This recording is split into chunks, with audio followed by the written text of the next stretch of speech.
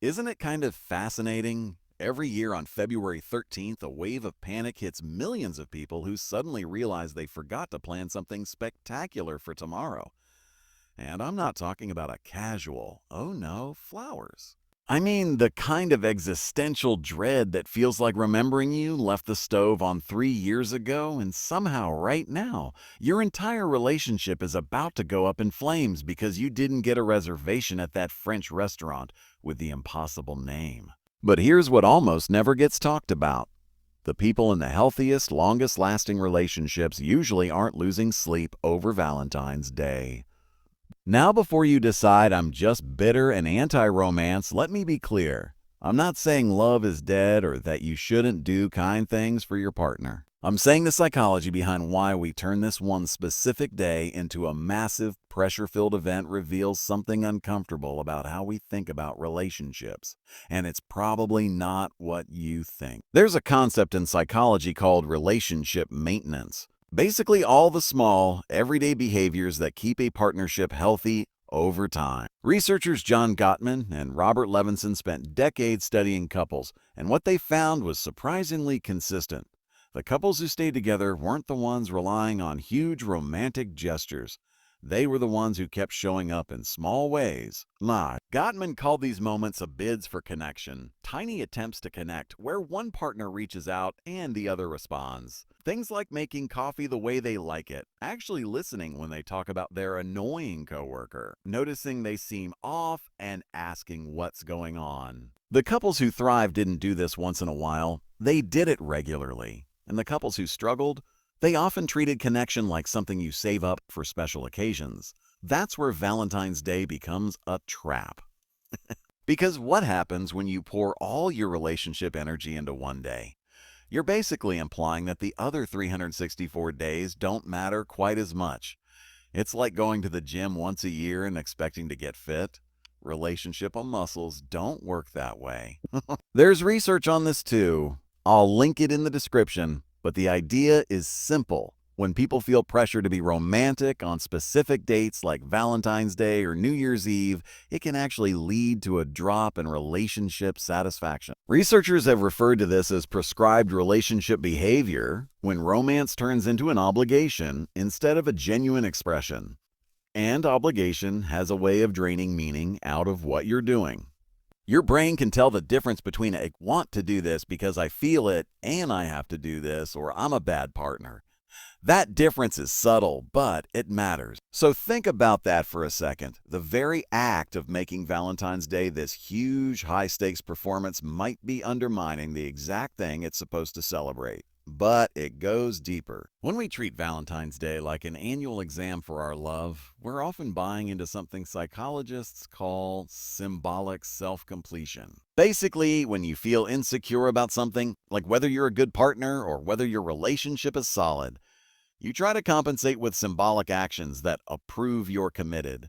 The bigger the gesture, the easier it feels to ignore the everyday reality. It's like writing a long Instagram caption about how amazing your partner is, while barely paying attention to them the rest of the year. The performance of love starts to matter more than love itself. And this pressure doesn't stay inside your head. It spreads through the relationship, powered by social comparison. Psychologist Leon Festinger described social comparison theory back in 1954, but it's more relevant now than ever. We constantly compare our relationships to other people's relationships, and social media makes that comparison feel unavoidable.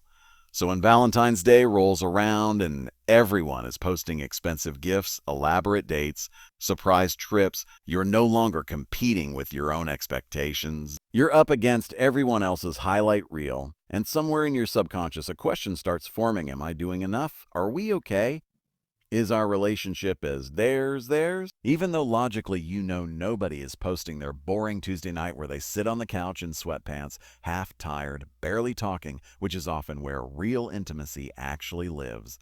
There's also research from Eli Finkel and colleagues connected to self-expansion theory. The gist is that couples feel more satisfied when they grow together and share novel experiences. But here's the key. Those experiences don't have to be expensive or extravagant. They just have to be new and shared, trying a new recipe together, taking a different walking route. Learning something small side by side. Novelty matters, not cost, not impressiveness, not how postable it is. So when you turn Valentine's Day into an enormous production, you can miss the point entirely, focusing on spectacle instead of substance. It's like buying the most expensive cake in the store instead of remembering what flavor they actually like. And we should also talk about what Valentine's Day does to people who are single, because that's its own psychological minefield. There's a concept called social pain, and neuroscientists have found that feeling excluded activates some of the same brain regions involved in physical pain. So when you're single on Valentine's Day and it feels like the entire world is celebrating romantic love, it's not just awkward, it can genuinely hurt. But here's what's wild. That pain isn't necessarily because you're alone. It's because you're being reminded you're not participating in what you're supposed to be participating in. Remove the cultural script, and February 14th is just another day. The suffering isn't inherent. It's manufactured by the collective agreement that this day is a scoreboard. And no, I'm not saying we should all become relationship anarchists who refuse to acknowledge Valentine's Day exists. I'm saying maybe we've been thinking about it backwards. Instead of making one day incredibly important, what if we made every day a little important? Research on gratitude, like work by psychologist Sara Algoe, suggests that when partners regularly express genuine appreciation, not in a scheduled, obligatory way, but spontaneously and authentically, both people benefit. They feel more connected, more valued, more satisfied. The key word is genuine. Not performative, not because it's the date, just real recognition of the other person. And honestly, that's harder than buying roses once a year because it requires attention. It requires presence. It requires showing up when you're tired, when it's inconvenient, when nobody is watching, and when there's nothing to post. A relationship that isn't powered by a calendar reminder or the need for public validation. So maybe the healthiest thing you can do this Valentine's Day is not make it a huge deal. Have a nice dinner if you want. Get chocolate if you feel like it. Watch a movie, or don't. Let it be optional, not obligatory.